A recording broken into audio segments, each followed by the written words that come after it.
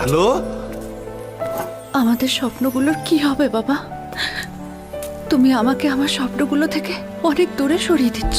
না রে মা, তুই যেখানে যাচ্ছিস সেটাই তোর স্বপ্নের ঠিকানা। ও বাড়ির বউদের মর্যাদাই আলাদা। অভি, ছোট বউকে বলে দিয়েছিস এ বাড়িতে ঘর কন্যার কাজ কিন্তু আমরাই সামলাই, আর ব্যবসাপত্র সামলায় বাড়ির গিন্নিরা।